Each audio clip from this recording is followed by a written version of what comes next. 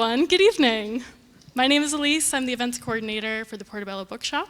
Thank you so much for coming tonight. We're really excited to have you all. I know you don't want to hear from me, so I'll get off the stage very quickly, I promise. This is just to say thank you for coming. I was lucky enough to read an early copy of this book, and I'm so excited that you all get to read it now. I'm happy that we get to share it all with you. We're going to have the event chaired this evening by Mary Paulson Ellis. She's a brilliant author in her own right, and she is also the Edinburgh University Writer-in-Residence, so we're very lucky to have her. And she will, of course, be chairing Colin Morgan for his debut novel, The Ballad of Ronan McCoy. So, without much further ado, if you can all put your hands together and help me welcome to the stage Mary Paulson Ellis and Colin Morgan.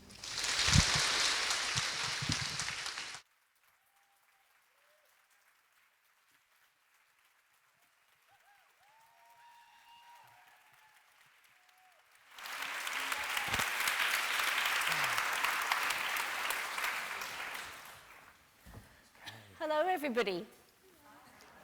You can all hear me okay, yes? Excellent, excellent. I did think I was going to have to join this massive queue outside when I first arrived, but I managed to sneak in a side way. My name's Mary Paulson Ellis. I'm absolutely delighted to be here to host and chair this event on behalf of the Portobello Bookshop, one of our really wonderful independent bookshops in Edinburgh. And I'm absolutely thrilled to see so many of you here in person, and also we're joined by another couple of hundred people online as well. So hello to all of you online. Thank you so much for being here. Now, I'm going to read a little introduction to our debut author, who's sitting here on my right. I'm sure that he doesn't need any introduction to any of you, but I'm going to read it anyway, just in case. Colin Morgan grew up in Northern Ireland, a boy with an instinctive love of stories. Hearing them, telling them, writing them, performing them. As an adult, he counts himself very lucky that not much has changed, finding himself on stage, in front of a camera, before a microphone, or with a pen in hand, storytelling.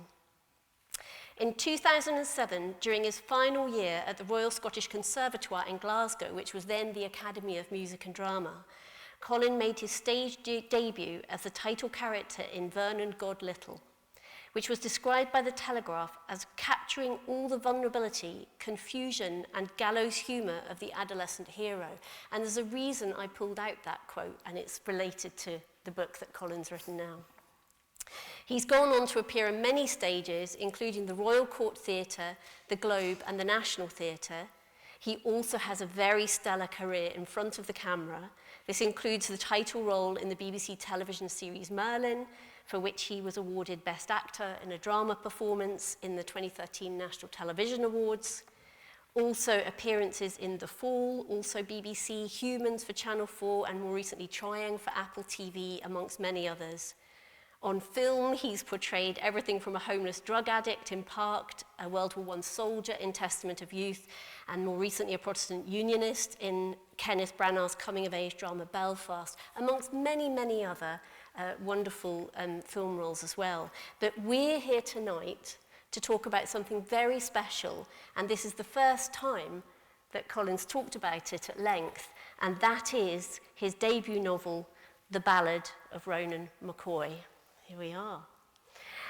It's already been described by the author John Boyne as a tender, elegant novel about the beauty and importance of friendship, by Michelle Gallen as an important new voice in Irish writing, and we'll maybe get into that later, how you feel about that kind of endorsement. It was selected as the best fiction of 2026 by the Irish Times, and this is a wonderful quote, actually, because I think it really captures this book, which I've had the chance to read. Does the favour of making you laugh as it breaks your heart, and that is Kenneth Branagh himself. So please join me in giving another warm welcome to Colin Morgan. Thank you.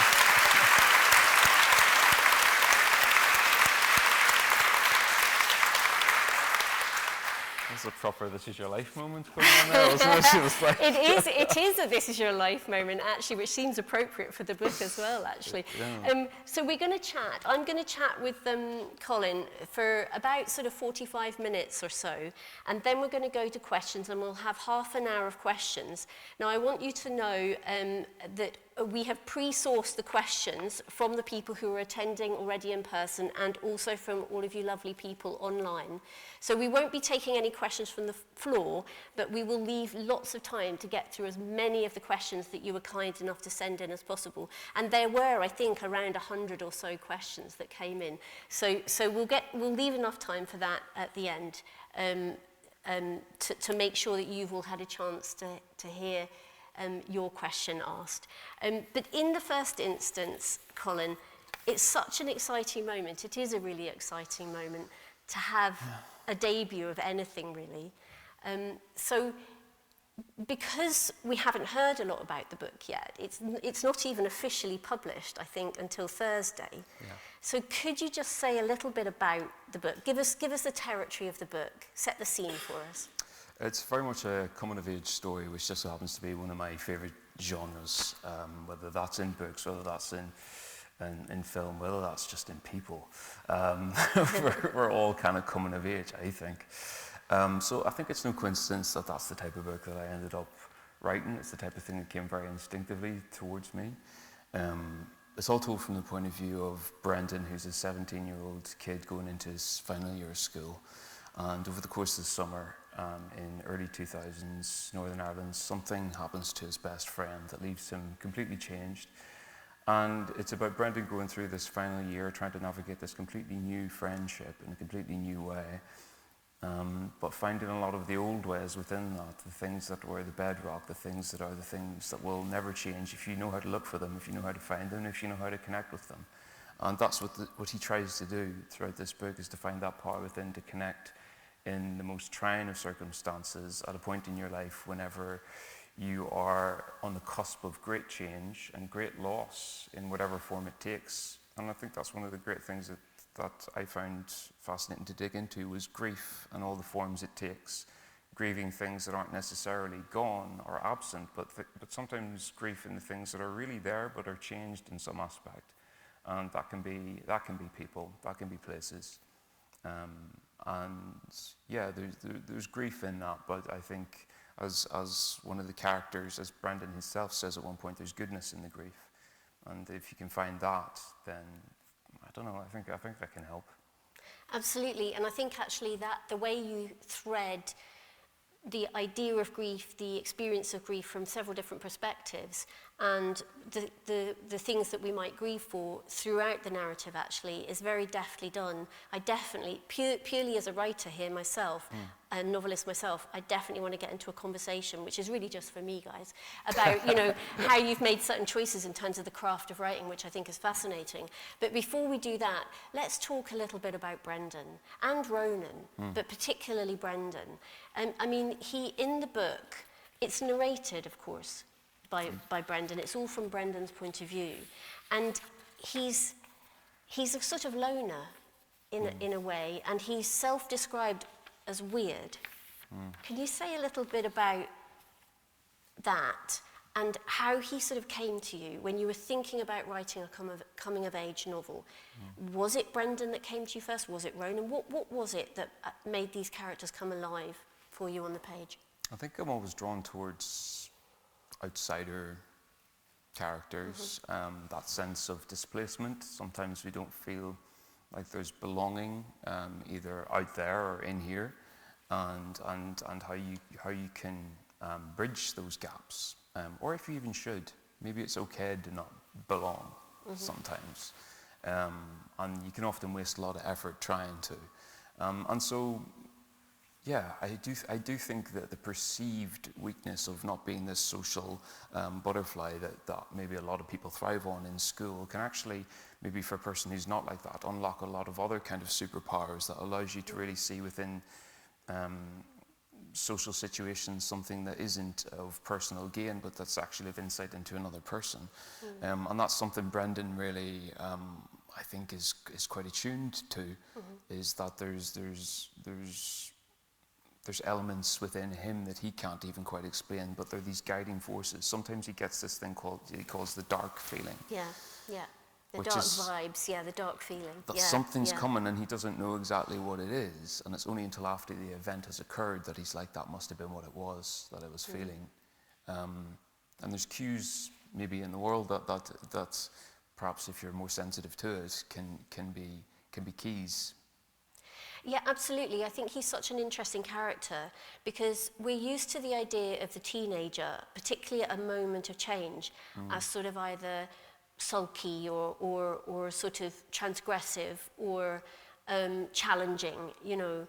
And actually, he's quite reflective. He's quite a thinking person. He's very kind. I don't know if you think that is that how you see him when I use those words? Yeah, I think so. Yeah, I mean, I think, you know, that there's a lot of unkindness in the world right now, isn't there?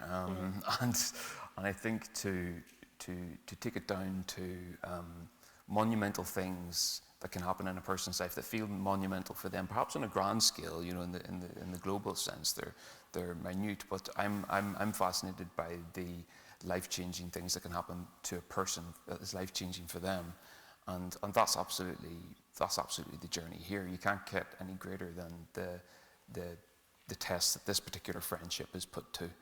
And Brendan and Ronan, they're completely opposite people. Yeah. Yes, absolutely. Say a little bit about Ronan. Ronan's this sporty, witty, you know, popular kid without striving to be popular. He's very active. He's very nobody doesn't like Ronan. Yes. You know, Brendan feels like he often wonders why is Ronan friends with him? Yes, that's... Can be friends with anyone, yeah, you know? it's set up so wonderfully at the beginning, that slight sort of, because it's all through Brendan's point of view, that question of why. So he's been friends with him for all these years, right from the beginning, and there's a lovely scene about how they sort of make friends, how they connect. But yes, that question of why, and you don't really answer that. No. That's a deliberate choice, right? Yeah, and I think because there is, I don't know if anyone else has this experience, but there is these friendships in school that only existed kind of in school. Like, without the territory of the building and the setting and the routine and the thing, it didn't quite exist in the same way outside of that. And so often, maybe if you come back in September and one of those friends just didn't come back, you kind of didn't really know what happened, and you didn't have the tools to maybe connect the way you do today. If you're set in the early 2000s, you aren't just on platforms that allow you to go, hey, you know, what's your status? You had to work harder to find out what that was, and actually it took something to do it. You had to find a different kind of effort. And so, you know, when Ronan isn't there in September, there's perhaps the temptation to accept what everyone else accepts, which is these rumors of what happened to him. Yeah. Or to find something else within you to maintain the friendship in a new way. Yes. Yeah. Outside of school, outside of the things that you thought you knew, outside of the safety. Yes. And these are exactly the questions and the challenges that Brendan has to confront, really, for himself. But before we talk about that sort of crucial moment where he's waiting for his friend at the school gate and he never appears, and his decision to sort of just accept it on one level and blank out what other people are saying, I wondered whether you could say something about them being boys. Because they do have this friendship where when it's the summer holidays they don't see each other, but when they're at school they're absolutely best friends. And that persists over, you know, several years. And is that a kind of boys thing, do you think? To compartmentalize that way slightly? Maybe it is. We should all show hands. I don't know. It's like, yeah, maybe it is, because I definitely have friends like that. It was like, you know, it's kind of been weird if you had to went to their house. Yeah, yeah. Because like, no, we're just friends, and we're like school friends, Yeah. and actually got quite uncomfortable about this idea of it being anywhere else. Yes. You were like, it didn't quite. don't know. Maybe that is a boy thing. I don't know. Not to kind of put boxes on things, but that's something I think is quite truthful to their relationship. And Brendan does lay that out very clearly in the book, that when school's alive, we're thriving, and it does make you wonder. If things had went the way Brendan had thought they would go at the end of school, I wonder what would have happened. How do friendships like that? I know for me, the friends I had in school, when school was gone, they were gone too. Yeah, absolutely. And I think the book does a brilliant job of offering us this year and asking us to think of our own experience in some way. I think there's something through Brendan we can, because he is somebody who's quite reflective and thinks about things quite deeply and has these kind of intuitions and instincts about the darker things, and because of his job, which we'll talk about as well, his instinct for his job. There is this question, you draw us in to this question of, oh yes, what was I like then? And I did wonder in writing it whether it was like revisiting yourself at that age. It's interesting because I think this is, I'm quite able to occupy a headspace, maybe because that's what I've always kind of done, kind of in all my imaginative creative work, is to occupy the headspace in the world of another. And so when I kind of go in there, I can do it. It's why maybe a lot of the characters within this piece, they all have an arc, because I can go inside kind of each one of them. Yeah.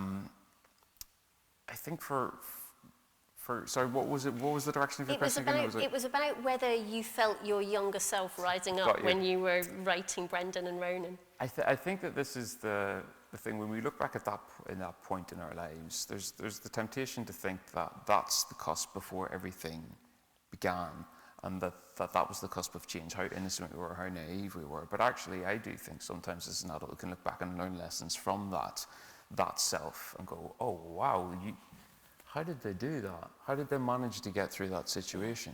Yeah. And maybe the actual real-time experience of the 17-year-old you was thinking anything but that. Yeah. So in that aspect, I think there are times where you can look back and go, wow, that was a strong kid. Yeah. Did you feel nostalgic for that age? Yeah. I mean, I think I'm kind of in a state of nostalgia a lot of the time. Are you? Yeah. It's like... I like that idea. Yeah. Because, we were chatting earlier, nostalgia has this kind of positive and slight, maybe not negative, but, it's not always comfortable. No, it can be very bittersweet. Yes. Actually, I think the idea that we've left all that behind, the idea that we can never get back there, perhaps, but it's quite interesting, isn't it, as a writer, because you sort of can get back there. Yeah, well, it assured me that, that perspective on life is not gone. Yes. Within me, that whenever I was able to sit down at the page and ask Brendan what was going to happen next, he really told me. I know that's a cheesy way to say it, but it kind of was my experience. Yes. Yes, so did you, often some authors will say, don't be ridiculous, they're not people outside me talking to me, I've made them, they're mine, it's me. But other people will say, no, they're absolutely, they somehow speak to me, I hear them, they'll tell me what to do, or they'll say, no, I won't do this, etc. Is that more your experience then, when you were writing it? Sure, yeah, for sure. There's definitely days I wasn't quite sure exactly what was going to present itself, and then it would, and it was kind of my way. It was kind of up to me not to get in the way of that, slightly. Yes. Which, as you know yourself, some days easier than others. Absolutely, absolutely. It's a marathon. Yeah. So who came first, Brendan or Ronan? Brendan. Right, so you always had him, and you always knew it was going to be from his point of view? Mm-hmm. Yes. Tell me a little bit about why it was always going to be a coming-of-age novel, because I know you made a comment about that. I instinctively knew it was the kind of story I would tell, or I could tell. I would tell, and you could tell it, and you have. So why? Why do you think you had that instinct? I think we can all relate to that. I think we can all Does anyone here feel like they've come of age yet? Any hands up? Perfect. Good. I think that's why I wrote it. Yeah. Do you know, like, Yeah, totally. It's that I think we can relate. We can all universally go, yeah, I get it. There's things I wish I had done differently. There's some things I would do exactly the same.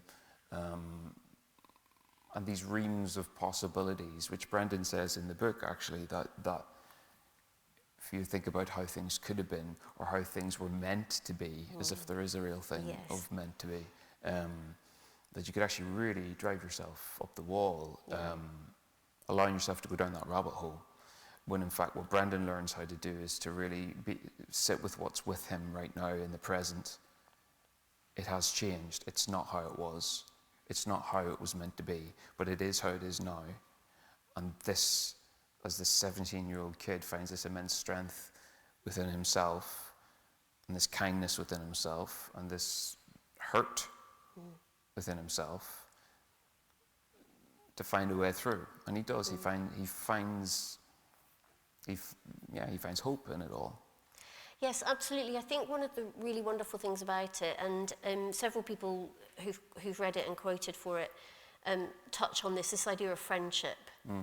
So let's talk a little bit about Brendan and Ronan. So we've already sort of described that they had this friendship where Ronan was the sort of popular one and Brendan was the sort of slightly more isolated loner one. Who sort of reveres him, really. Is it fair to say? Oh, very, very, that? yeah. And the way you describe the photograph from Sports Day, where you describe it. Well, Brendan at one point in the book is gifted a discovered picture from the school, a rejected picture actually from one of the school newspapers, and it's Ronan was so sporty, and it's from Sports Day the previous year, and he's just won the 800-meter race, and it's this frozen image of Ronan held high on Sports Day amongst everyone, and just off to the corner there's Brendan smiling up at him. And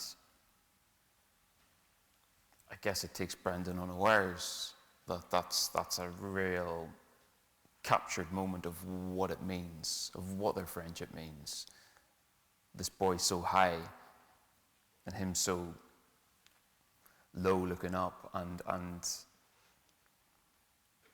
what a fall he takes. Yes. Ultimately in real life. Yes, absolutely. So let's talk about that moment. So he comes back to school. He's been working all summer, and he's excited to see his best friend. He waits at the gates and he doesn't arrive. Say something about, obviously we're not going to talk about the detail of what has happened, but say something about the Ronan who comes after. What's changed for him? All the things I think that on the outside seem to be so much a part of Ronan, his physicality, his voice, his energy is not there. And he requires something else from Brendan that Brendan didn't have to activate before. It was very present. It was a belief in his friend. It was a belief in this solid friendship, and a belief in the presence of this person who could make him smile. And there's not a lot to smile about anymore. Yeah. And I think one of the things that is difficult and is to find the way back to a version of that. Yeah. It can't be what it was. Yeah. Ronan is different. Yes, absolutely. And you paint that moment because Ronan has suffered some kind of injury or harm. We never really quite know, and we'll talk maybe about that choice as well as a writer. But he can't communicate now initially with words or language. He can communicate a bit with sound. And he looks different as well. Gone is the sporty, sort of outgoing boy.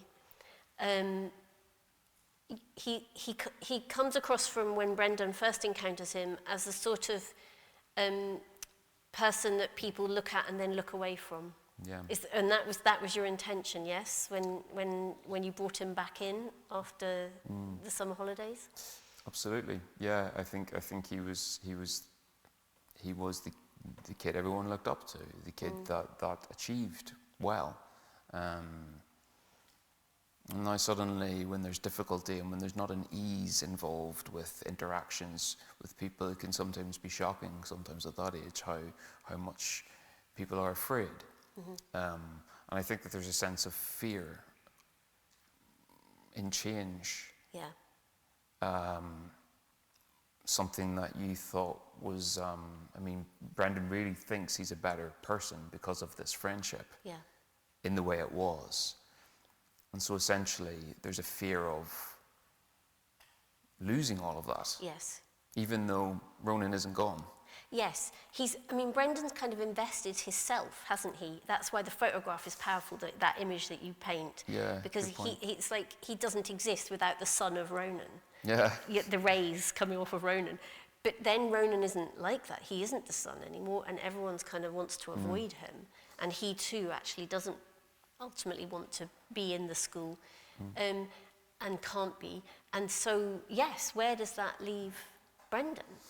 Yeah, it requires something outside of what they were used to. Like Ronan cannot be in school anymore for various reasons, and that was one of the bedrocks, as we said earlier, that Brendan absolutely relied on that stability. So he now has to find a completely new environment, It is a new friendship, but that he's put to him by one of his teachers in the school that it's about finding the old things in a new way, so that everything about Ronan is there. It's just going to be different, but it will feel the same ultimately. It'll take time. It'll take patience, but the old things are there. And that's something Brendan really commits to. He commits to absolute belief in his friend, that one day it's gonna be the old things, just in a new way. Yes, let's talk about storytelling. So I said at the beginning that storytelling in multiple different ways is obviously a core part of who you are. Yeah. Brendan, when he first encounters the new Ronan, and once he's sort of got over his shock in a way, and decides, as you say, in conversation with the teacher, that this is going to be an old friendship but in a new way, he decides that his sort of thing he's holding out for is that Ronan will tell him the story of what happened. Yeah. Can you say a little bit about that decision as a writer? And what it meant for Brendan, but also what it meant for you as a writer? Yeah, I think there's a lot of dignity in one's own story, because we each hold that ourselves as special to every single person in this room. Everyone here has a story to tell, and that's yours.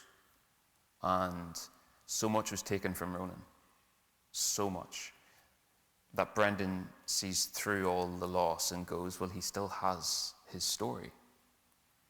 And one day he's going to be able to tell it to me, and no one else is going to tell it for him. He's going to tell it himself. I don't want to know the details of what happened. I don't want anyone to tell me. I don't care what the rumors are. I know there's an article that's written about what happened to him. I don't want to read it. He's going to tell it to me. And that, in that moment's the most powerful thing he has. Because he knows Ronan like he feels no one else does. As boys that age do when there's such a friendship as that, that you go, no, he's my friend. I know what he's thinking. He knows what I'm thinking. I can look in his eyes and I know. And so that's the thing that really drives Brendan throughout the story. Yeah, yeah. And did it drive you as a writer, working out what to do with that scenario that you've set up? For sure.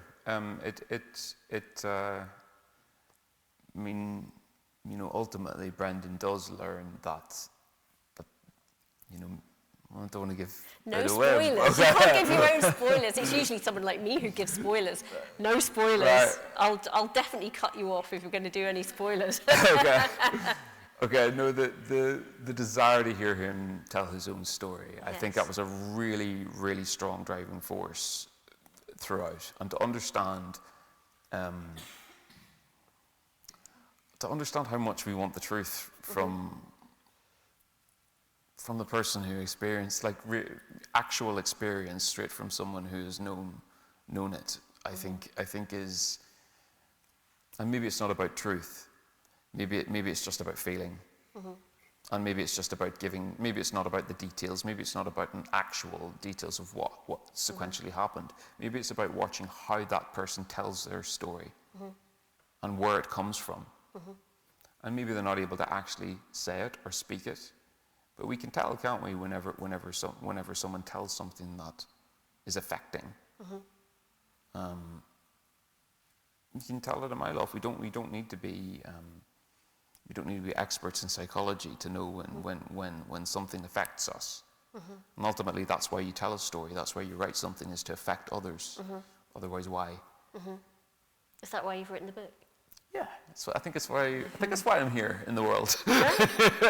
Right, but personally, I actually think that's actually a wonderful thing to be able to own. You know, that idea that you have something to give, and it's to tell a story.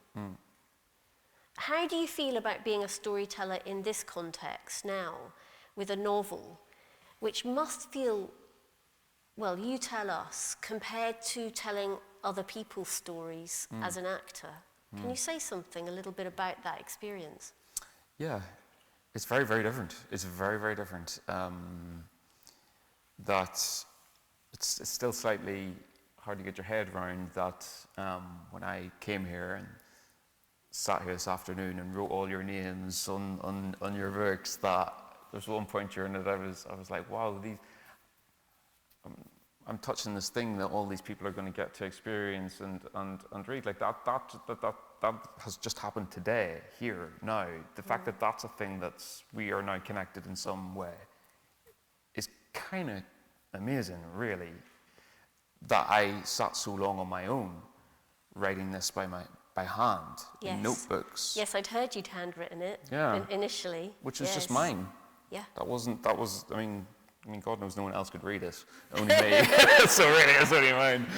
Do you mean you've got terrible handwriting? Is that what you're saying? Yeah, just, you know. Or just that you kept it under the bed? Yeah.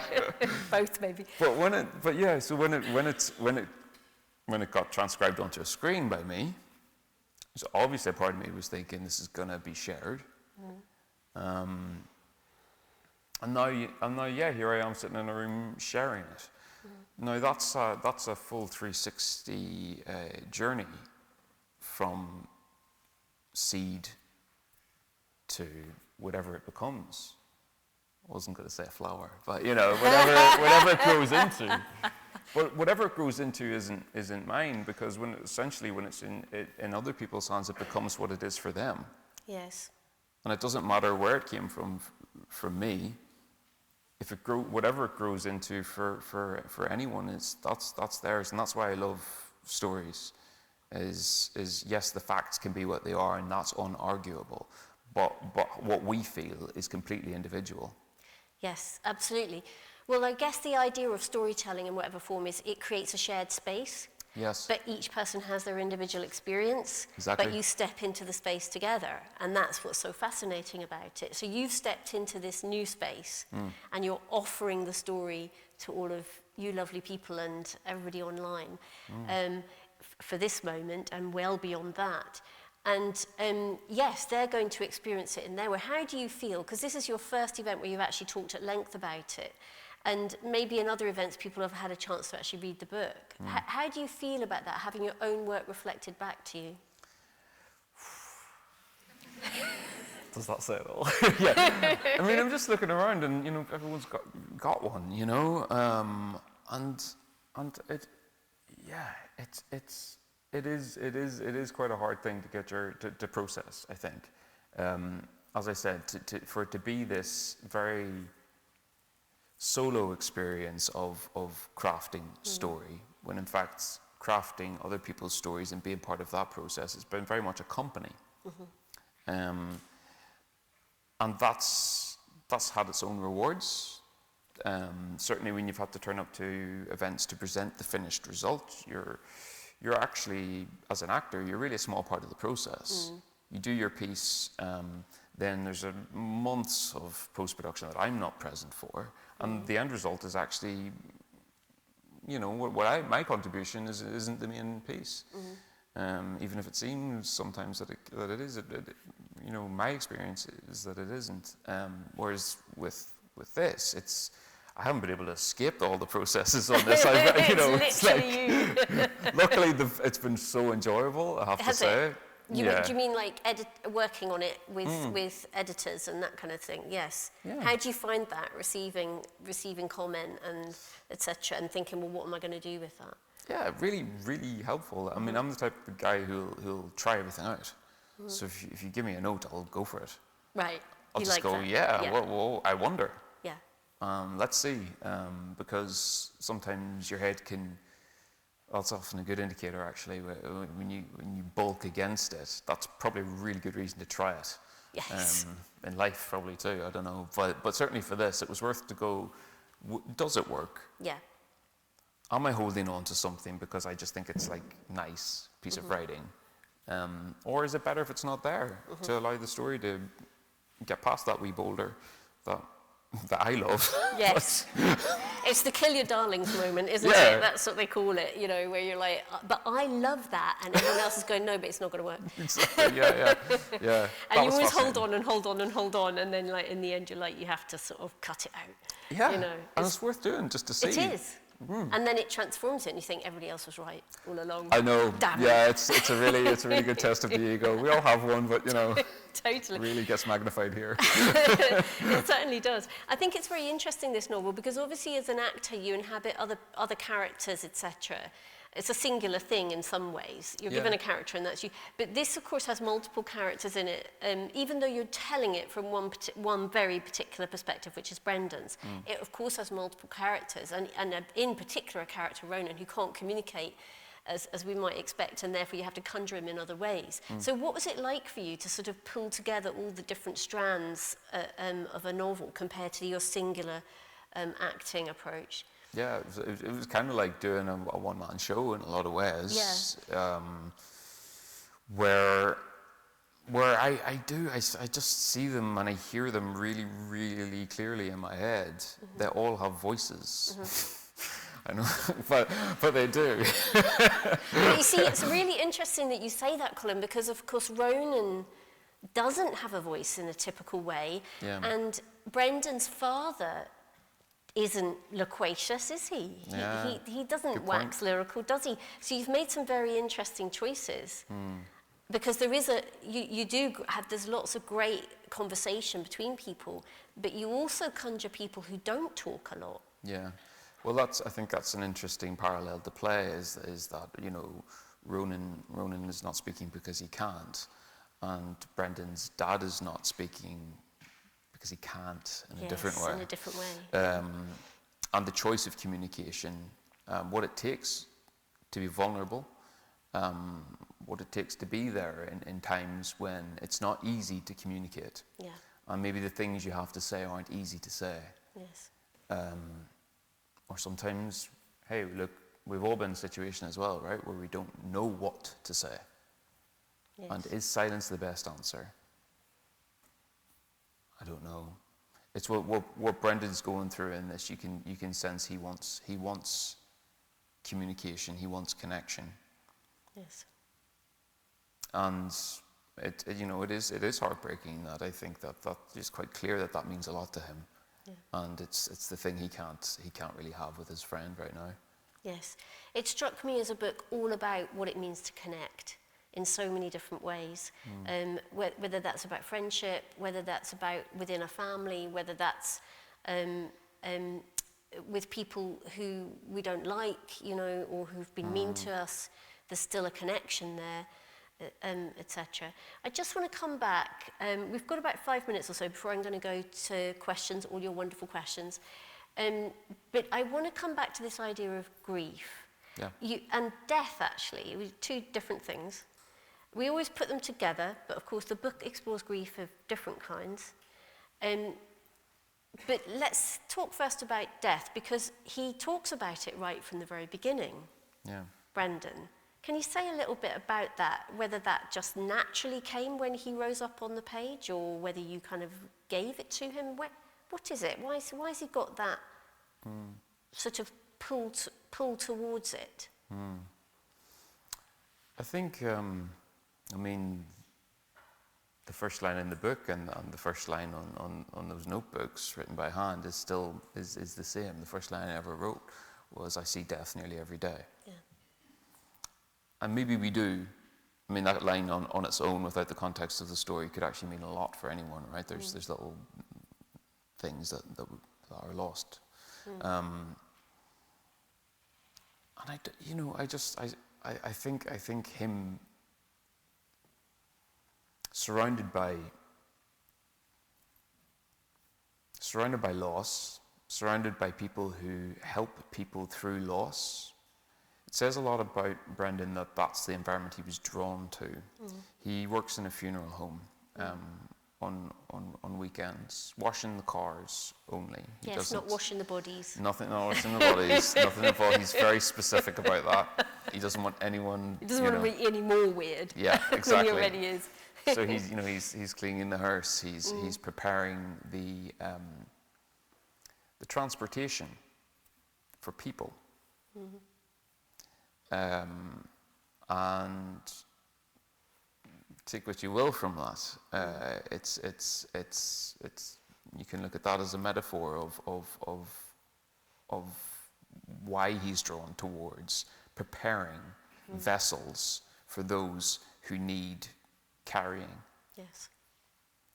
And making it as beautiful as he can, and as presentable as he can, in a situation that can't, for some, be made beautiful. That's a particular kind of kid. Yeah. And I think it's so fascinating the way that he inhabits that kind of world and has an instinct for it, and his boss at the funeral home, Mr. Feeney, totally understands that about him and is really rather lovely with him and has a really nice relationship with him. But of course, because maybe he has that instinct, he becomes the vessel for Ronan, doesn't he? Yeah. You know, and the coming of age in some ways is the change that occurs on that journey. Wow, you're making me realise things I didn't even know was in there. Absolutely. Well, this is where you get your own book reflected back to you. This is where the seed grows, guys. I want to ask you, I'm going to come to questions definitely. I just want to say something, because you've touched on it yourself, this idea of metaphor. And I think that you use metaphor, you actually use kind of scenarios and circumstances as metaphor throughout the book, but in a very sort of light touch way. And you also leave us with quite a lot of unanswered questions. And I'm afraid I can't go into any of the detail of what the unanswered questions are. You're just going to have to read the book yourself, and then you'll be like, no, I want to know the answer. But I'm going to ask you as a writer, what was it like for you to make those choices about what you would answer and what you wouldn't? Yeah, we don't have all the answers in life, unfortunately. We don't, right? Life just doesn't work out like that. Yeah. And that's true, that's real. And yeah, we'd love to have answers for so many things. That would be lovely. That'd be, that'd be easy, maybe. So, hey, look, there's a version of the story where answers were there, and I needed to know the answers to take them out. Yes, in one of your handwritten Yeah. notebooks, you wrote a different version The Where answers we are do all in know. there, guys. But no one can read it because it's in my handwriting. So even if you find it, That's quite intriguing in itself, isn't it? Exactly. I love that idea. Can we get hold of Colin's notebooks to Yeah. get the other version of but events? foiled again because you can't read it. Did anyone? So was it you who made the decision No, to leave certain things out? not that particular answer. It was a provocation from Claire Gordon, my editor, to go, Right. what would it be like if you just took that out? Right. And how did you feel when she said that? I balked. Like I totally went. Yeah. "No." Like, totally bit on my chew toy. And but you did it. But yeah, because the bulk for me is the reason Yes. to do it. So yeah, let's see. And I went, yeah, that actually did an amazing unlocking of a lot of things throughout the story in a way that I didn't expect. Yes. And had I let the bulk win, I would never have discovered that.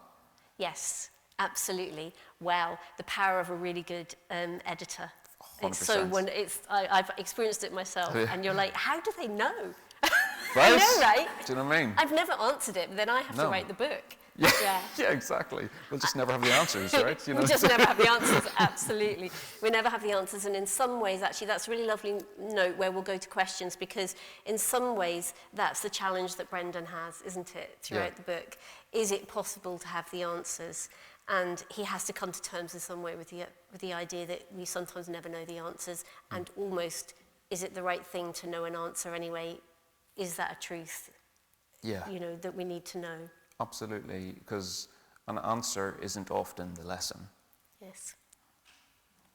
You can learn the lesson without knowing the details. Yeah, absolutely. Totally. Fantastic. Thank you so much, Colin, for indulging me, and thank you all of you for indulging me. Yes, give them a round of applause for that conversation. That's you too. Very good.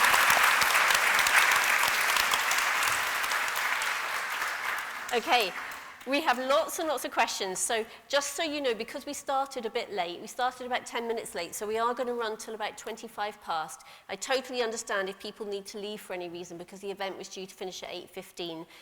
It's absolutely no problem whatsoever. We won't sort of go, oh dear, No, we won't. But just, We'll just never know the answer of why you had to You'll leave. just never know the answer to that particular question. I'm going to get through as many as I can here. I will give the name of the person who's asked the question. They may be here or they may be online. If you want to identify yourself, if you are in the room and you want to put your hand up to it as we go along, please do. But here we go. This is a question from Gloria. What inspired you to write this novel? We all know that authors often draw inspiration from their personal lives, and since the story is set in Northern Ireland, I imagine many aspects of the novel must have been influenced by your own experience. Could you share with us which parts of the novel were inspired by that, if any?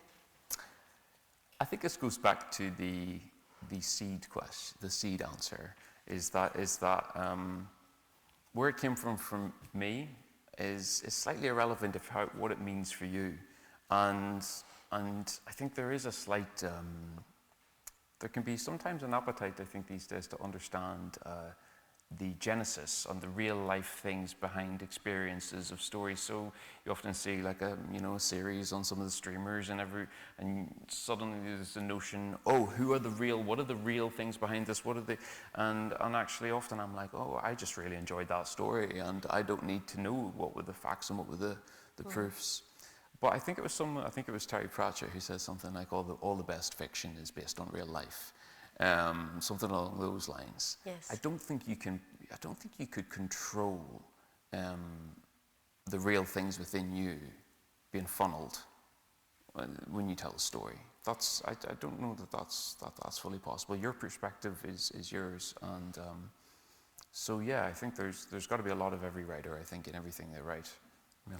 Absolutely, but often it comes out on the page not in a way that people assume.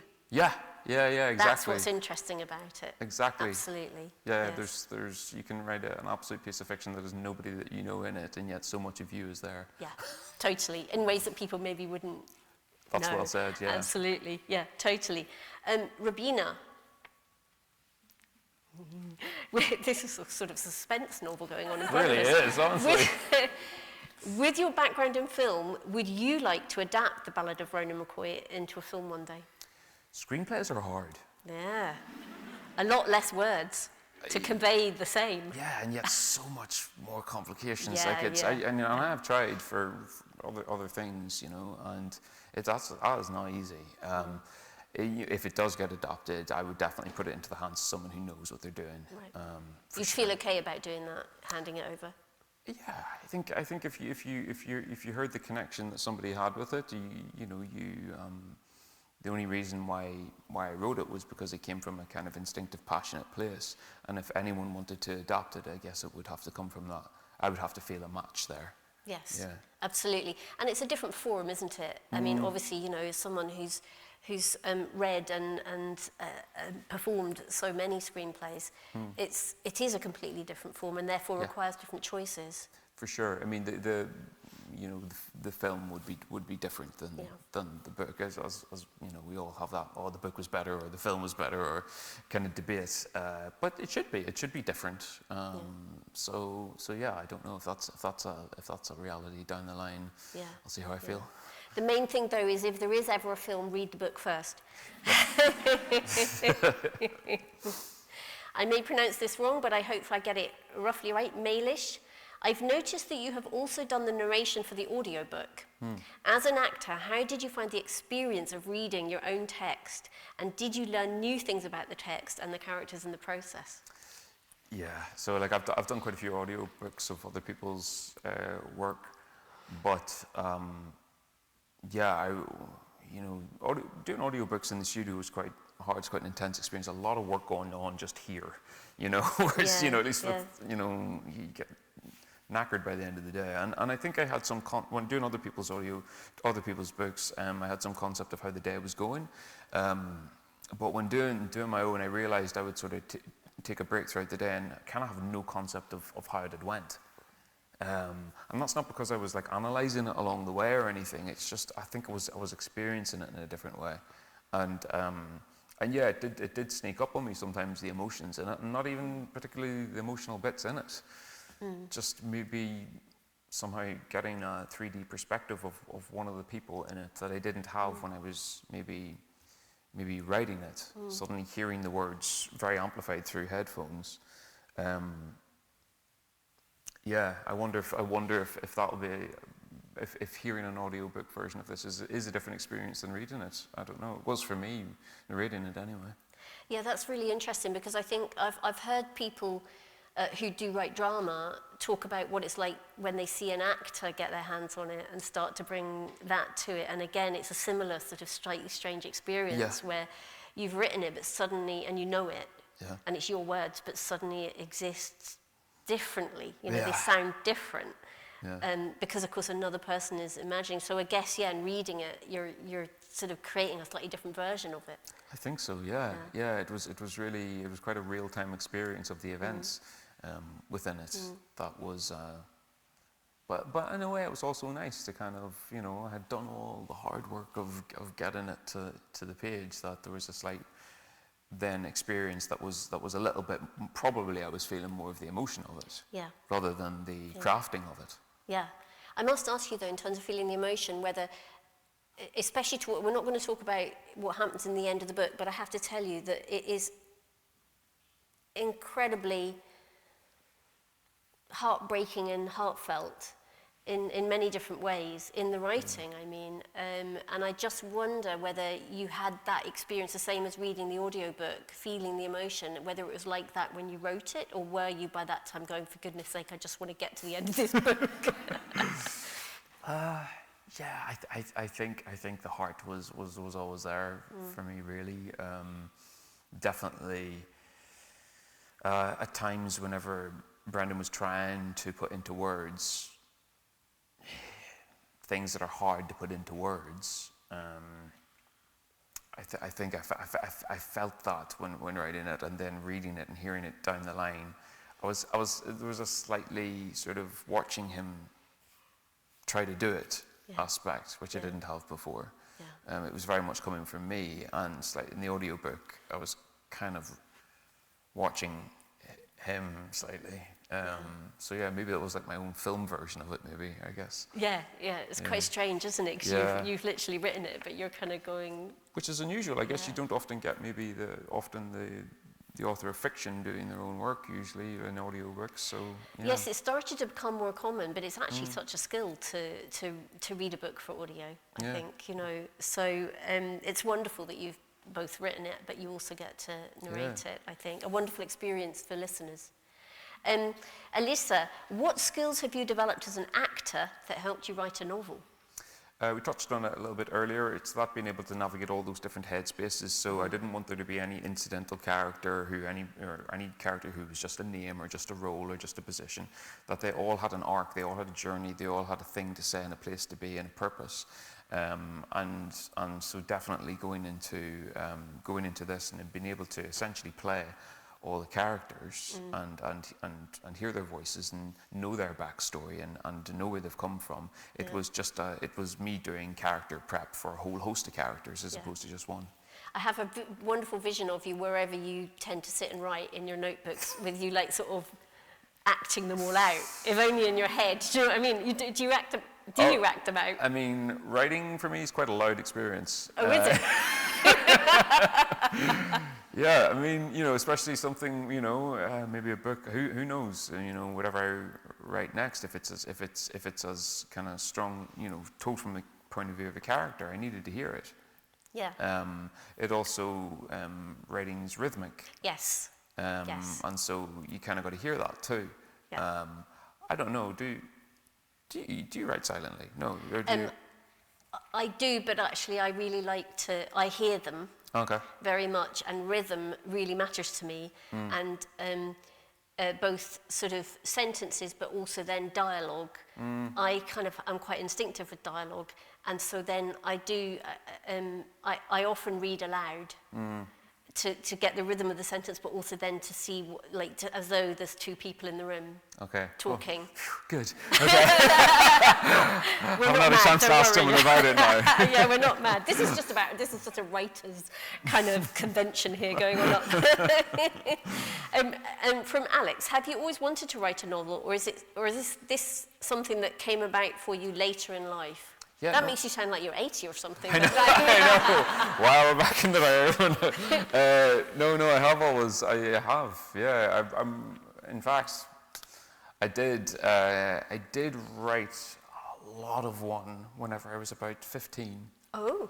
I mean, hundreds of pages. Brendan's kind of age. Well, a bit younger than he is in the book. Yeah. You know, I have vague details of what it was about, and I wish it existed, but I wish it still existed. But when I was away at drama school, my family ended up getting the computer it was on cleaned. Oh no! It's all gone. It's all gone. I honestly think that's probably a good thing. Don't you? Yeah.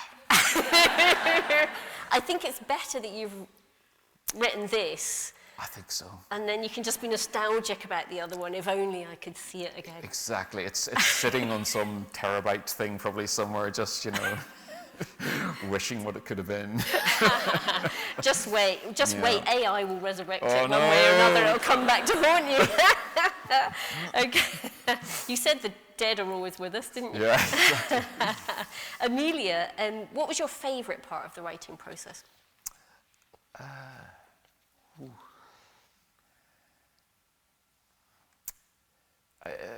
Well, the part of the I think when it was a completed draft. Mm-hmm. Yeah. Because I discovered how hard it is to end something. Yeah. Yeah. That you know, like I started scribbling away in 2018. Yeah. And it, you know, because of various other commitments, it sat for long periods of time. And then when this kind of burst of necessity to drive through that last bit came along, and that I knew what the last line would be, and so but I knew what it would take to be able to write it. I needed to earn it. Yes. And so when I earned the right to write the last thing I wanted to write, that felt really, really good. And did you know, like, I get asked the question a lot. I work with a lot of students and people who are interested in creative writing, and they often ask me, how do you know when it's finished? How do you know when you've got to the end? And I said, well, that's a really interesting, for me, you can only know by experiencing it. So in a way, you're sort of touching on similar territory, I think. I agree. You kind of go, it's complete. It doesn't mean it's finished in the sense that it may get edited and etc. But there's a point where it's in that moment exists as a more complete thing than it somehow was the day before. Yeah, you put that perfectly. Yeah, I think that's what I felt for sure. Yeah. It just seemed to go, like that kind of feeling of. Yeah. Okay, I'll just let that sit for a while, and I'll go look at it another time and see if it is anything. Yes, and then you can go again. Then you go can again. With the insight of the wonderful editor, you know. Absolutely, yeah.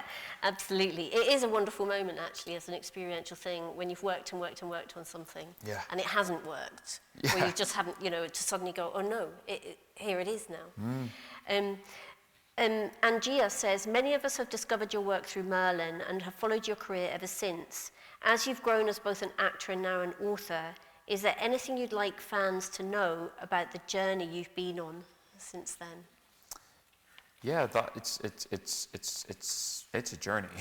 Like that's for sure. God, I hope there's no destination. Like it's like we talked about, no answers, no end point. I mean, there's the ultimate end point, obviously. Yes.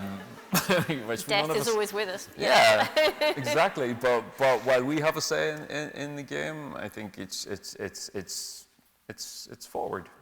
Yes. Yeah. I read a thing recently by a very interesting man who's a psychotherapist, I think. But he said the really important thing in life is not so much what you do, but the choices that you make. Yeah. And in a way, the book reflects that. And in a way, what you're saying is that we learn things and then we make choices. And therefore, it always has a sort of forward momentum. Absolutely. And it doesn't mean sometimes they just don't work out and it's all a disaster. I've had plenty of those. Yeah. And I mean, you're right, that is another point in the book. It's about finding a way forward. Yes, we can, it's really like what happened in the past can absolutely be the jetpack of what propels you forward. Yes. But it can't be the anchor. Yes, absolutely. Fantastic way of describing it, brilliant metaphor. Leanne, authors usually agonise over book titles. What made you settle on the Ballad of Ronan McCoy specifically, and what does the word ballad mean for this story? Nice question. So, I wish it was me who came up with it. I struggled with titles. I think Ronan McCoy was the name that we wanted in the title because it was something kind of, I don't know, reasonably iconic about it. Maybe it just had something about it that sounded good. And I think it was other people, I actually had my agent Zoe Ross to thank for that, because I think they sensed that there was a balladic quality in how I had told the story. And so she just said, it's not just the Ballad of Ronan McCoy. And so, yeah. What did it feel like when they suggested that? It felt right, but it was also hard, because I'm like, is that right? Is that, because who am I to say I wrote a ballad? Yeah. I kind of have to accept that as like, okay, if that's what you felt, maybe, and you feel that really captures it, because it is a ballad, or is a celebration of someone. It is a kind of something you do for adulation and remembrance, and so yeah, when I sat with it for a while, it made sense. Yes, absolutely. And of course, it's a ballad is a form of storytelling. Yep. So perfect for what Brendan says, about Ronan needing to tell his own story, but it's a story told by Brendan as well, etc. So yeah, I thought it was really wonderful, actually, title for the book that you've written. Did you have another title while you were writing it? Yeah, but Can we know it? no, I think that one got lost on the computer. That time. Yeah, that's in the notebook with the other version of the ending. Yeah, exactly. I heard on the one show that you spent 8 years writing this book, and you referenced that just now. Did you have a novel in mind when you started, or did you just think 3 years in, I could make a novel out of this? Yeah, it was definitely going to be, I think I had like a idea of what the rough story would be, but until I really got into it, I didn't really know where it was going to go.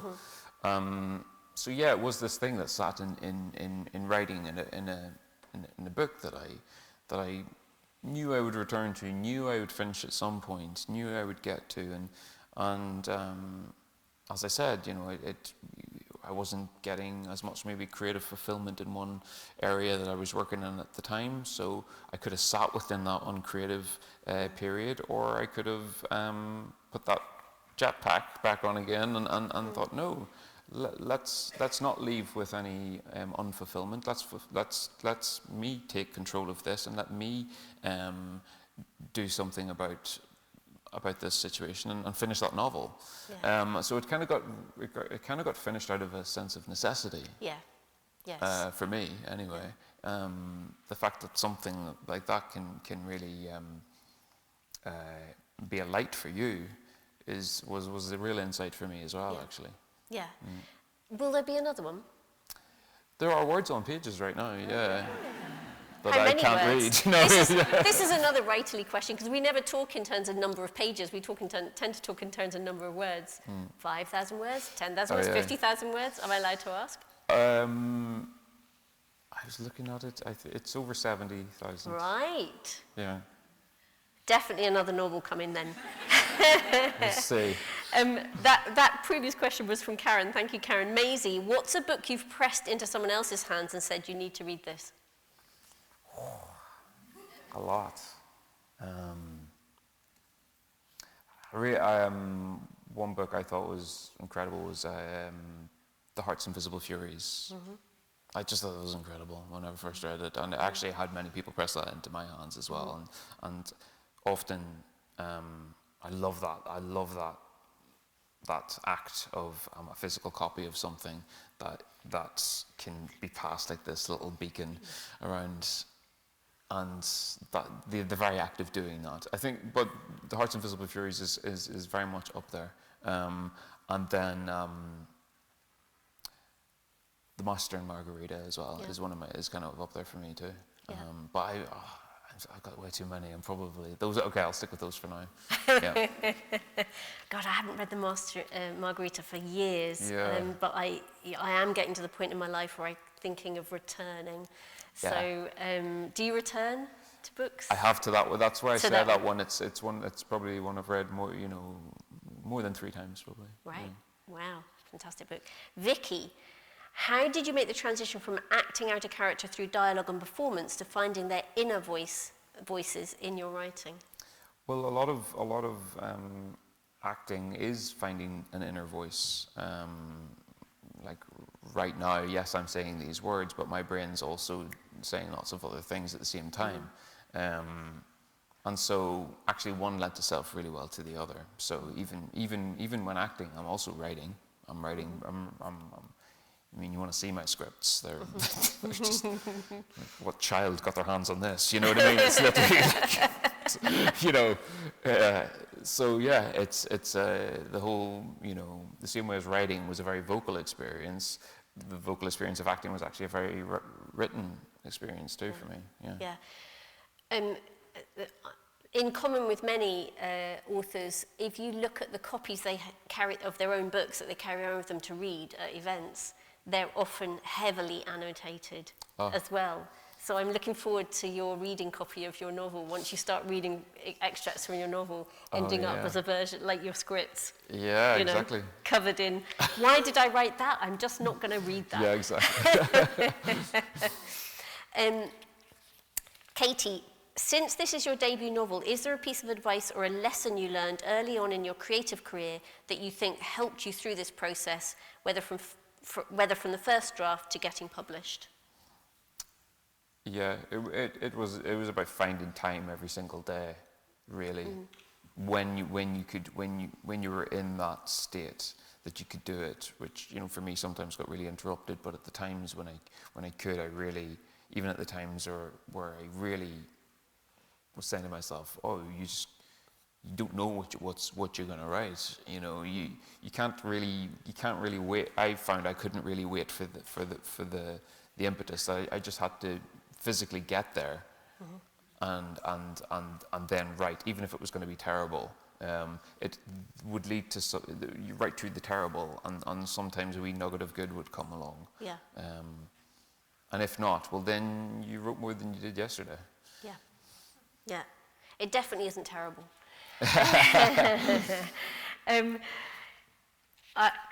We're going to run out of time for all the questions. I'm very sorry to people who've submitted questions and we haven't got to it, but I'll maybe fit in 2 more. Sure.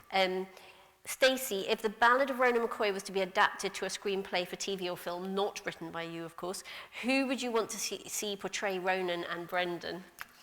I'd love to complete newcomers from Northern Ireland, a couple of kids like me who would have loved an opportunity to be part of a homegrown movie, who dream of being in the arts in a professional capacity, who love to experience stories, who want to be part of stories, who want to be part of this mad business that we're in. And I'm lucky that I live in a country that has many. We have storytelling in our blood. And yeah, I wanted to be the beginning of two boys' journeys. That's lovely. And talking of storytelling, we're going to finish with a question from Grisha. What made you want to share your novel with the world? I think instinct. I think it was, you know, right back at the start when we chatted, I was saying the only reason to do most things in life, particularly this, is to create a feeling in someone. Even if that's that I didn't like it, you know, or I didn't. Well, you know, you felt something, you know. Yes, don't check the Amazon reviews. Yeah, exactly, right. But no, it is right. I mean, that's despite everything else going on, despite the numbness that we end up subjecting ourselves to with our devices, and you know, people call it doom scrolling, which, you know, you think, wow, I've got to scroll myself into doom. Like, we choose to do that. Yeah. And it has this numbing effect. And I think if you can sort of put a few more things out into the world that create a different kind of feeling that doesn't give you a sense of doom, I think that's not a bad thing to do. So maybe that's why this is here, and maybe that's why you all came here today, because you wanted to feel something a little bit more. I think that's probably right, isn't it? Yeah, that's probably why. Fantastic. That's a wonderful way to end, because I can tell you absolutely that the Ballad of Ronan McCoy is the absolute antidote to the passage towards doom. It's actually all about the passage towards heart, connection, friendship, love, really. And I just want to say thank you so much, Colin, for writing it, for having the courage to put it out into the world, and thank you so much for joining us here and sharing so eloquently with us tonight about your wonderful debut novel. Please join me in thanking Colin Morgan. Thank you very much. Thank you to you as well. Brilliant. Thank you. Okay. Yeah.